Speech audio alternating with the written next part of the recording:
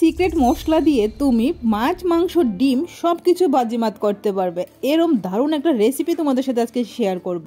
উৎসবের জন্য এক প্লেট সুস্বাদু রান্নাবান্না বুলটিস কিচেন নিয়ে এসেছে আজকে নতুন টেস্টে। গোটা মশলা দিয়ে আমি যে সিক্রেট মশলাটা রেডি করেছি সেটার নামগুলো আমি মেনশন করে দিয়েছি স্ক্রিনে, তোমরা দেখে নিও। আর এই মশলা দিয়ে তুমি ভ্যারাইটিসভাবে চিকেন রান্না করতে পারবে ঝটপট করে, কোনো মশলা তোমার বাটাবাটি না করলেও হয়ে যাবে। তো চলো আমি আজকে কিভাবে করছি সেটাই তোমাদের সাথে শেয়ার করছি। 1 কিলো চিকেন নুন, হলুদ, আদা, কাঁচা লঙ্কা আর রসুন বাটা দিয়ে ম্যারিনেট করব। অল্প পরিমাণে তেলও দিয়ে দিয়েছি আর সঙ্গে একটু লাল লঙ্কার গুঁড়ো দিয়ে মেখে নেব। 30 মিনিটের জন্য রেস্টে রাখবো।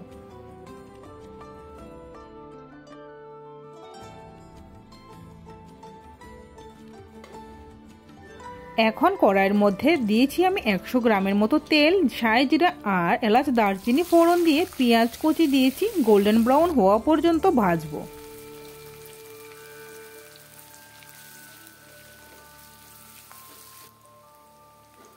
চিকেনটা আমার ম্যারিনেট করা হয়ে গেছিল, এখন আমি দিয়ে দিয়েছি এই পেঁয়াজের মধ্যে। সব কিছু একসাথে ভালো করে মিশিয়ে রাখবো।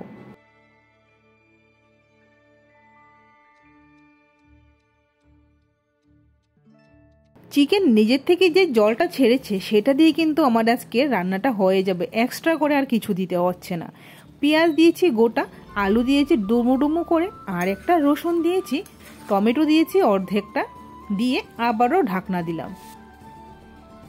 আরেকটা কড়াইতে তেল, শুকনো লঙ্কা আর পেঁয়াজ ফোড়ন দিয়েছি, রসুন, টমেটো, ক্যাপসিকাম দিয়ে নুন হলুদ দিয়ে ভালো করে ভাজবো। ডালটাকে আমি 1 ঘন্টা ধুয়ে ভিজিয়ে রেখেছিলাম, এখন ডালটাকে ঝোড়ো ঝোড়ো করে ভেজে জল দিয়ে দিচ্ছি। এইরকম একটা সুস্বাদু ডাল তড়কা থাকলে আর কিছুই লাগবে না। ডাল আমার রান্না হয়ে গেছে, এখন দেব তড়কা।